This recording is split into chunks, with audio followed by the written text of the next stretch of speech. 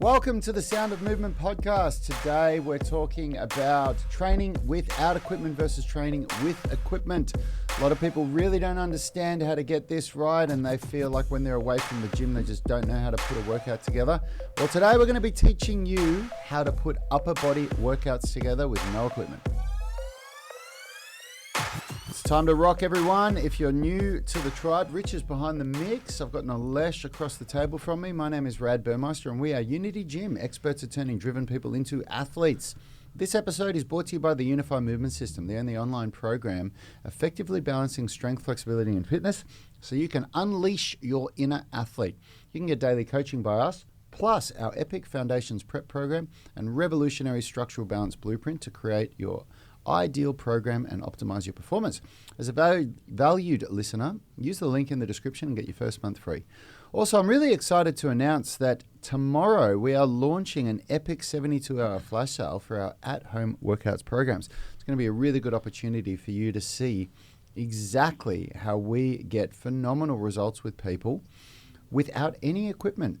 Literally in your lounge room, you do the workouts in real time with me. It was created in response to the COVID-19 lockdowns in 2020. It kind of feels weird talking about that in the past now, being in a different year. It's been a time warp for the last year around the world, hasn't it? Now, before we get started, warm welcome if you're on the live stream in the UMS Movement Mastermind Facebook group. Leave a comment and we'll send you some love. Remember that anyone can join and interact. And lastly, a shout out to our YouTube athletes catching the replay. Hit the like button and support the channel. And subscribe, of course, if you like what you see. So as I said before, joining us today is Nilesh Murthy from ADPT Physio. How are you, bro? Good, mate. How are you? Yeah, I'm good, man. Feels like it's been a while since I've jumped on, so yeah, let's do it. Yeah, it's I just realised it's my wife and my wedding anniversary today, and we both forgot it this morning. My wife's hopeless. She said to me, what date's your birthday again? Is it this day or that day? Which I love, because if she ever tries to give me stick for forgetting a date, I'm just going to go, well, hang on a minute. But yeah, it's my wedding anniversary today, and I'm going to need to come up with something to do. There was no plans in place. Yeah, we're talking training without equipment today. This week, actually, we're talking about it all week this week, and we had a good discussion before the show talking about how to do an upper body workout. I think a lot of people can understand how to do a lower body workout, because in all honesty, if you just did a whole lot of squats and a whole lot of lunges, you'd still train your lower body pretty effectively. Like, it wouldn't be that bad, would it? But if you did what I see most people do with the upper body part when it comes to no equipment workouts, which is they just do a shitload of different types of push-ups and abs, all anterior stuff, that can lead to some big problems, can't it? 100%. 100%. Yeah. You've become very biased towards the anterior chain on the front of your body. So, yeah, 100%. I mean, you guys as physios, you guys deal with a lot of people that have that anterior chain strength bias, don't you? Yeah, I think it's a big gap you see with everyone that walks through the door with shoulder pain or got a headache or thoracic stuff or mid-back stuff. They're just rounded shoulders, and it's funny, Monday's chest day, right? Yeah. And that's how your week's dictated. And by Thursday, you're over it, and you don't actually get to complete the whole, full body workout. So it's interesting, tapping that space of teaching or educating how you can actually do a full body or upper body workout with no weights and actually having a equal playing field here. So. Yep. Stephen Pellegrino's jumped on saying my son loved doing the at-home workouts in his college room. Thanks, Stephen. Yeah, we had a lot of people all over the world saying how those workouts that we were doing were saving them because people couldn't get out. There's people still around the world that are still in lockdown. I guess that's why we're doing these shows. We know we hear people saying that gyms aren't open in their areas or whatever it is. It must be really tough. I mean, we only had it for 3 months in Australia. I think France is still in shutdown. Yeah. I think they're just starting to open up now. So full on. It's interesting, isn't it? And who knows when it's going to end. And even when it does end, who knows when it's going to come back into place. It's I think we need to get our heads around the idea that if you want to stay strong and healthy and fit and flexible, that you really need to learn how to do it without any equipment in the modern world, because Yeah, we just don't know what's coming around the corner. And the first thing we wanted to talk about with the upper body is on the back end of what we just talked about with the idea of the people doing a lot of push-ups, and that is to create balance between pushing and pulling movements. Now, almost anyone that I've seen that has any idea about training understands how to do a horizontal push pattern without any equipment, because a push-up is a horizontal push pattern. So it's when you're pushing your arms away from you horizontally, if you were relative to you standing up. So most people know how to do that. Most people know how to do different variations of push-ups. But a lot of people don't understand how to do a vertical push pattern with body weight training, because you think, well, how do I recreate that, pushing weight above my head? And you have to bring some calisthenics knowledge into this, which in calisthenics there's a movement called a handstand push-up, which is well beyond 99% of people out there. So then you've got to understand just how to regress it. And it's actually quite easy to do so. If you've got the experience that we have, you can do pike push-ups, you can do feet elevated pike push-ups, you can do, on your knees, a version of a pike push-up where you're still working in that vertical push plane, by creating a hollow body and really bringing your arms, your head forward and your arms back like that when you're doing the push-up on your knees that most people can do. Even people that are quite deconditioned, that aren't very strong at all, they can still do a version of it. And then the one that most people really struggle with, I would say, would be the pull pattern. Because for the pull pattern, you do need something to hang on to. Pushing, you can just use the floor, the ground. But for a pull pattern, you need to grab onto something. And there's different ways to go about it, but you're going to need something to be able to hang something from or to grab from. So the easiest solution, if you're out, but it requires having a tree or an object at the right height, is in Australia, or at least in Sydney, we have kids' parks around, and I've never been to a kids' park that doesn't have something on it that I could hang from and do some form of a pull-up or some form of a horizontal row. Yeah. Have you? Would you agree? No, I completely agree. Yeah. I reckon you'd find one every suburb. Yep. I even something that I like to do that is a really good row pattern is even just like the edge of a veranda. I'm trying to think of how to describe this, but basically, like, there's a kids' park down at Neutral Bay, and there's this like bridge that they run up on where there's this one point where it's kind of at about my chest height, and so what I can do is I can grab on there, get my body underneath it, and do a pronated row pattern. And Perfect. That's beautiful. So, you don't necessarily have to be able to get the exact grip that you would love, as long as you're loading up the upper back and you're able to pull and put your weight into it. You change your feet height, feet position. You load up different areas. Yeah, that's so, right. I think you're addressing really good points there. So. Yep. And then, of course, the pull-up is a wonderful exercise if you can, and it's easier to set up than a row. That there's more opportunities for pull-ups out there in nature than there are for rowing. The problem with the pull-up is that a lot of people can't do them. So a lot of people are sitting there thinking, well, that's great, but I can't do pull-ups. And that, you basically just need to understand how to manipulate your body weight with either isometrics or eccentrics. And that's got nothing to do with training with equipment or without equipment. That's just got to do with basic body weight training and using different muscle contractions. And if you don't know what that means, an isometric muscle contraction is where the muscle neither lengthens nor shortens during the contraction. So it's still contracting. It's contracting and preventing the joint from opening up. So for example, with the elbow, it's preventing the joint from extending, but you're not lengthening or shortening the muscle during the contraction. You're just holding yourself there.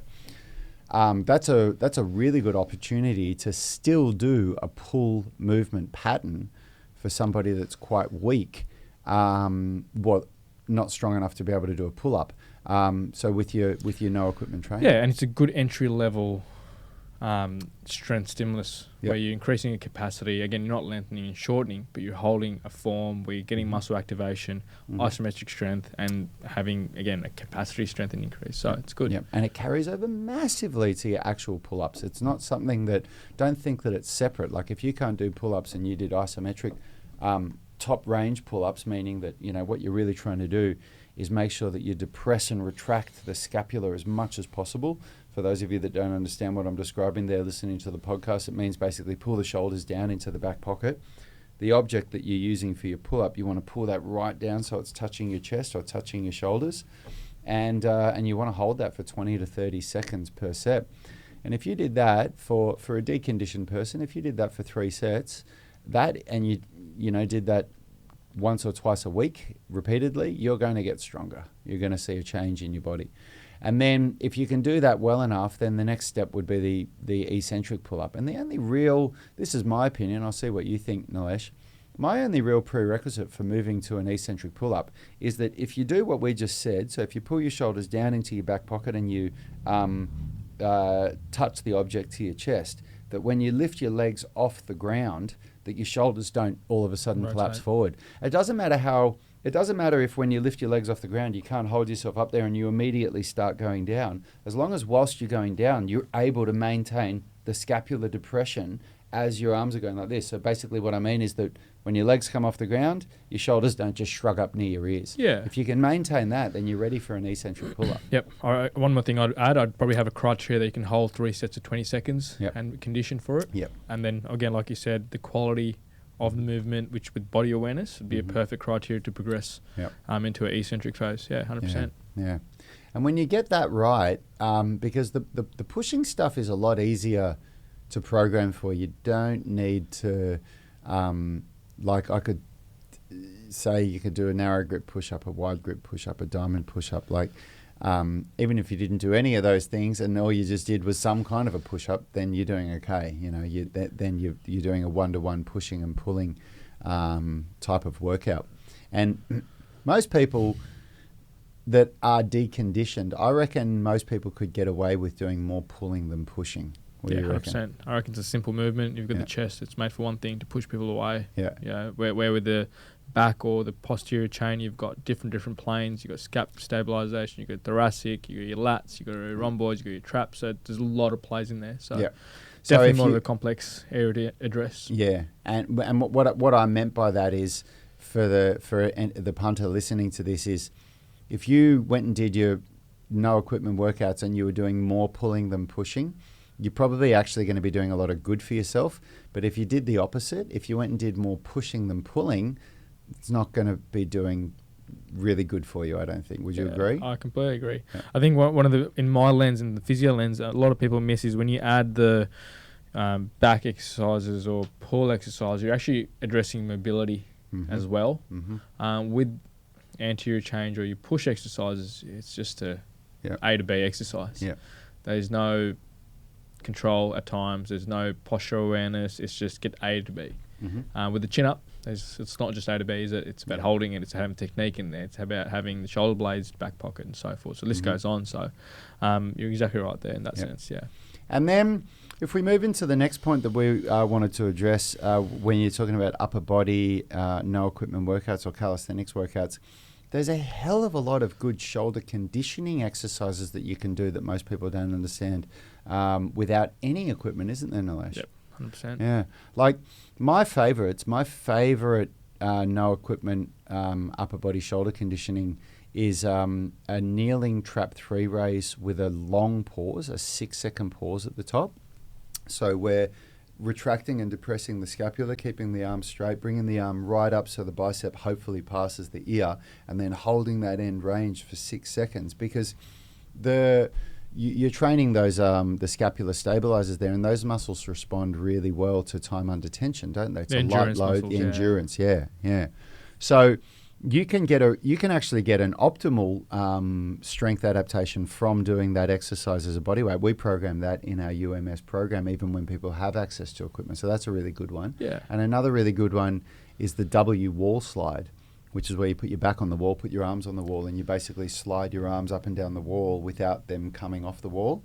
And that's actually quite a hard version. There's a lot of regressions for that where you just lay down on the ground on your face and you do these exercises. And if you've ever done those before, they are really challenging. And if you do a good set of 10 reps, 8 to 10 reps, the muscles around your upper back, around your scapula are on fire at the end of that. Yeah, it's 100%. full on. Like they're not force producing muscles. They're tonic muscles, and they Yep. love strength endurance, Yep. which a lot of people forget. Yep. And you're right. If you hold those time and attention, increase reps, bring some quality into it, Yep.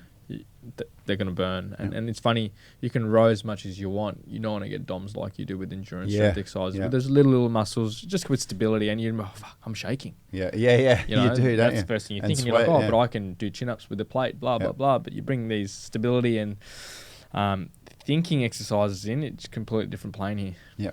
Yeah, and these are the things that most people don't do in their programs anyway, right? Like, I mean, you're a physio. You always make these jokes with me about how you tell people this is what they've got to do, and they come back next week and they're like, I haven't done it, you know. This kind of thing it plays a really big part in good shoulder health, and so few people do it. So if you've got no equipment, it's a great opportunity to go, all right, well, I'm going to do these exercises that I should be doing anyway, and that are going to have a really, really good carryover to all my training. I think you hit probably one of the favourite exercises, the pike. It's funny, everyone's like, oh, upper body, blah, blah, but if you go into the right position, you're getting some wrist conditioning, you're getting some range of motion, exposure, and then most importantly, if you go to the right 90 degrees, you're getting good shoulder stability, which you've yourself been experiencing. So with these bodyweight workouts, you can not just hit one component, but you can hit different components of your strength continuum. You know, strength endurance, stability, and function as well. Yep. So you tick a lot of boxes just by doing simple things like this. Yep. And if you want to really get the most out of your upper body weight workouts, you need to put a little bit of effort into figuring out what you're going to do before you hit the park. I think one of the take-homes that I said yesterday is that if you go to the park and you do a little warm-up and then you say, all right, what am I going to do? On the spot, that's when you end up saying, oh, I might just do my 10th set of push-ups, you know, because you're looking around and there's nothing there for you. So if you haven't, you've just got the park. So if you haven't come up with a basic plan, then you're going to be in trouble. Well, I think 70% of the time people walk through the door, yeah, I've got this. This is what I've been doing. It's been working, but I'm going nowhere. It's purely because people don't have a plan. And they're like, oh, can I see you? Can you guide me to how to get to the end goal? And that's what people need. We're talking about bodyweight workouts and so forth. Everyone's like, oh, it's whatever. But you still need a plan. Right. You know, I know people go, oh, it's COVID workout, whatever. But you need a plan, you need a progression, and you need a path, because you don't take that path, you're not going to see goals ticked off, you're not going to see progression, you're not going to get results. Yeah, absolutely. So listen, team, if you're listening to this and you want to know how to go further with this stuff, then grab our at-home workouts tomorrow when they're on sale, and see for yourself how we get amazing results with no equipment. As always, you can get a 30-day money-back guarantee, so if you don't like it, just let us know and we'll refund you in full, no questions asked. Before we finish, Stephen Pellegrino's jumped on and said, my 10th grader just started trap 3 raises and thought he should stop because of the cramping. I told him it just comes with the territory. It's absolutely true, isn't it? It's when you've gone through what you've gone through, Stephen, and you see somebody complaining about the cramping, you just kind of laugh at them, put your hand on their shoulder and say, just keep going. Thanks for your time today, Nilesh, and thanks, Stephen, for chiming in and giving us some love here. Everyone in our UMS online coaching program, jump on over to that group and let's give you guys your specific coaching. See you tomorrow, everyone. Have a wonderful day. See ya. Health is about performance, not just body image. You better be willing to accept what you're going to have to do to get there. We'll start focusing on movement goals, strength goals, flexibility goals. When you nail that skill, it's there forever. The body image goal doesn't get you that It's far. the consistency and frequency that's going to get you there. It's not the intensity. There's no shortcuts to mastery and movement. Destination doesn't change overnight, but your direction will. The gym is not the place to beat up the body that you hate. It's the place to build the body that you love. We are the gym that teaches people how to move instead of just exercise, because we believe that health is about performance, not just body image.